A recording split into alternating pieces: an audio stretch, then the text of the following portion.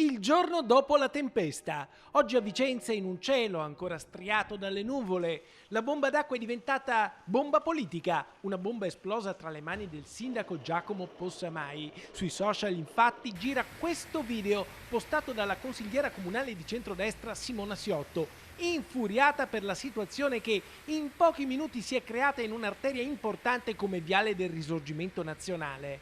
Si vedono le auto passare come barche sulla strada trasformata in un vero e proprio torrente.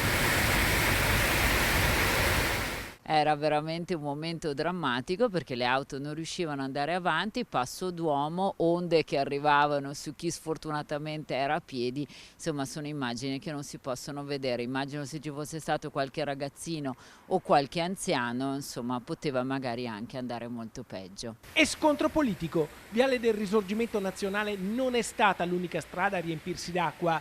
Problemi anche in corso Santi Felice e Fortunato e in via Riello fino a Viale Retenio.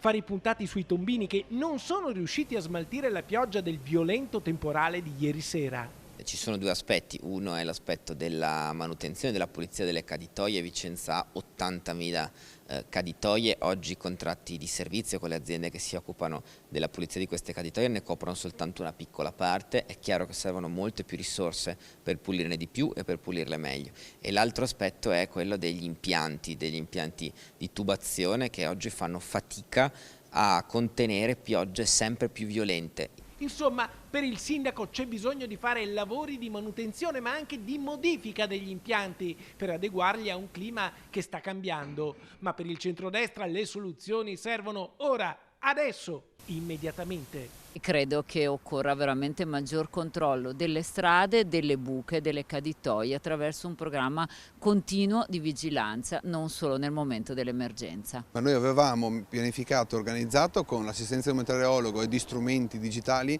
per prevedere con largo anticipo rispetto a quello che è la previsione del CFD questi fenomeni. Quindi per poter permettere alla protezione civile di anticipare un controllo, segnalare all'MCPS le criticità e intervenire tempestivamente. Questo a volte può anche non servire per evitare certi tipi di allagamenti, ma non quelli di ieri con quel tipo di acquazzone.